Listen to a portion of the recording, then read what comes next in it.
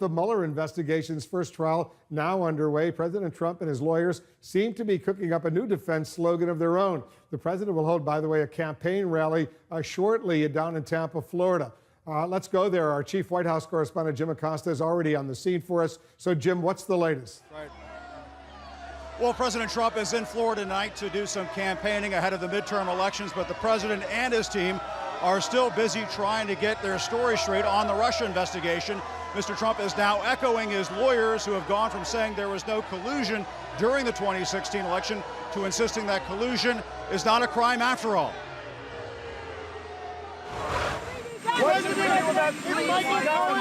Breezing past the cameras on his way to Florida, President Trump appears to have a new strategy for the Russia investigation. Ignore questions from reporters while spinning up a new defense where he's shielded from outside scrutiny. Tweeting collusion is not a crime. It's a notable leap from the president, who has repeatedly claimed there was no collusion with the Russians during the 2016 campaign. There is no collusion. You know why? Because I don't speak to Russians. There's been no collusion. There's been no crime. I can only say this. There was absolutely no collusion. Everybody knows it. Every committee, there's no collusion. There was no collusion with Russia other than by the Democrats. The president is now amplifying what his outside lawyer, Rudy Giuliani, said Monday. I'm not even know if that's a crime, colluding about Russians. And another Trump attorney, Jay Sekulow, said today. Well, that's not just technically correct. I mean, that's actually the law. But there's no violation of law, statute, rule, or regulation that we have seen after reviewing this case for a year. And I think Bob Mueller will come to the same conclusion. Democrats aren't buying it. I can't keep up with Rudy Giuliani's theories of defense, and they change almost by the hour.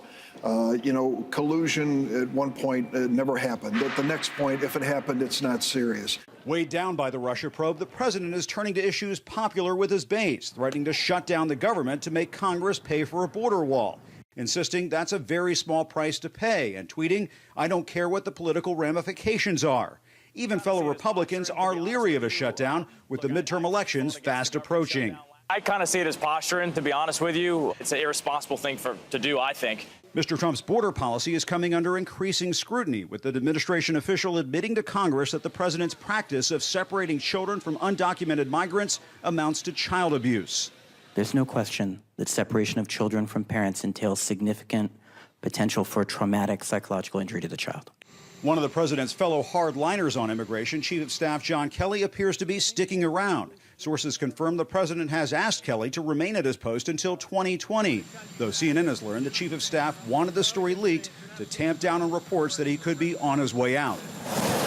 Mr. Trump arrives in Florida with the upcoming elections on his mind, throwing his support behind GOP gubernatorial candidate Ron DeSantis. Build the wall. He reads stories. Then Mr. Trump said, "You're fired." DeSantis appears in a new ad teaching his children how to build their own wall in a show of big league flattery. Big league. So good.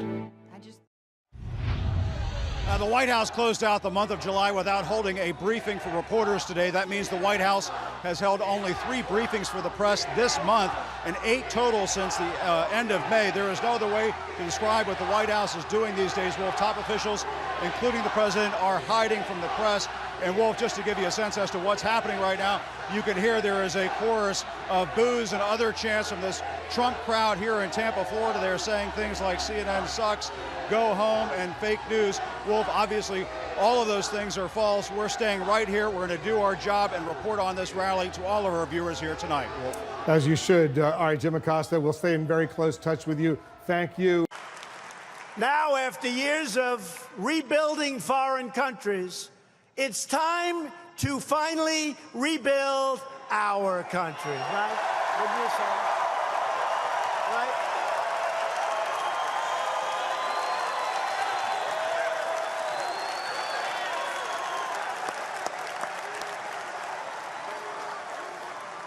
In the past, politicians ran for office pledging to crack down on unfair trade. They never did anything about it, only to get elected. And they just didn't do anything. The United States was allowed to truly get ripped off. But we're not going to let that happen. I'm not like other politicians. You've seen what happens. I've kept my promises.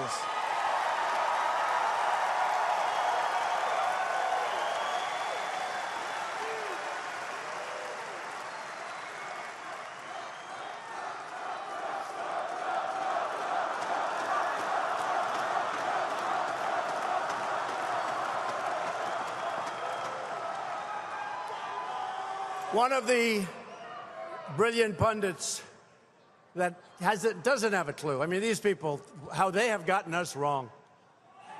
And you know what they were asking on election day? Where did all these people come from? Where did they come from? In Tennessee, that was an early state. They came in and they were pouring in with the early vote, and the fake news was saying, where are these people coming from? You know where they came from? They came from the heart. They came from people that were never happy with anybody until we came along. That's where they came from. That's where they came from. But one of the pundits said that he's made a lot of promises, and you won't believe it, but he's actually kept far more promises than he made. Did you ever hear that one? So, of course, they'll probably be throwing him out of broadcasting tomorrow. We've taken the toughest ever actions in response to China's abusive trade practices. And we're doing very well with China, very well. And I have a lot of respect for China. And I have tremendous respect for President Xi of China. But this has been too many years of abuse. $500 billion a year. $500 billion. We've helped rebuild China. We can't do that anymore. We can't do that anymore. And our farmers understand it, and our workers understand it, and frankly, our companies understand it. I was with one of the greatest companies in the world, the chief executive officer, very short while ago, and it really affects him. He said, you know what? This does affect our company, but Mr. President, keep going. You're doing the right thing. I thought it was great. I thought it was great. A great company, one of the greatest. He said, you're doing the right thing. And I said, I appreciate it. Thanks to our powerful trade policies, the trade deficit is falling and falling and falling, and boy, did it fall this quarter. The days of plundering American jobs and American wealth, those days are over. They're over. America first. America first. We're also living by two very important rules: buy American and hire American. Republicans want strong borders and no crime. Democrats want open borders, which equals massive crime.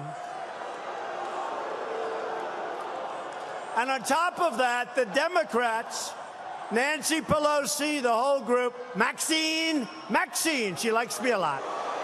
She likes me a lot.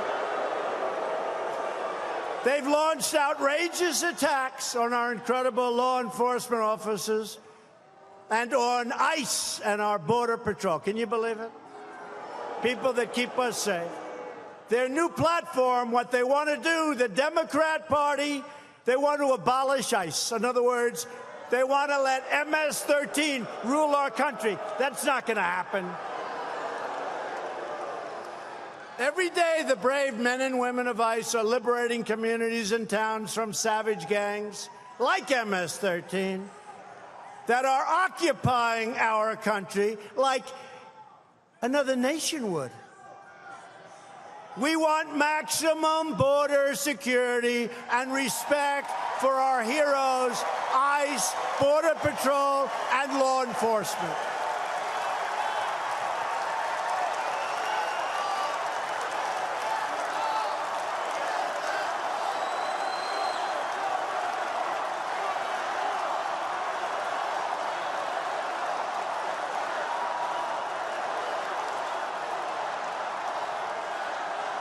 And we're going to have tremendous border security that will include the wall. That will include the wall. Now, a lot of people don't know it, but we've already started the wall. We got $1.6 billion, and we've started large portions of the wall, but we're going to need, even the way we negotiate, we're going to need more, and we're going to get more, and we may have to do some pretty drastic things, but we're going to get it. Because the Democrats are not voting for what we want to do, and they're not voting and allowing our values to take place in our country. We're tracking down the gang members, and we're tracking down the drug dealers and the child predators and the criminal aliens, and we're throwing them in jail or throwing them the hell out of our country.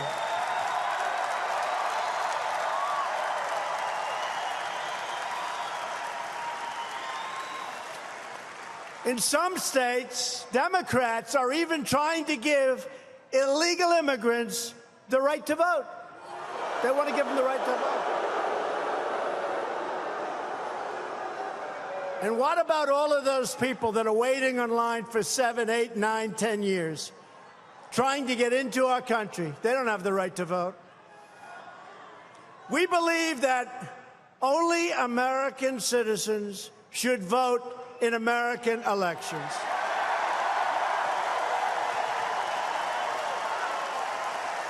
Which is why the time has come for voter ID, like everything else.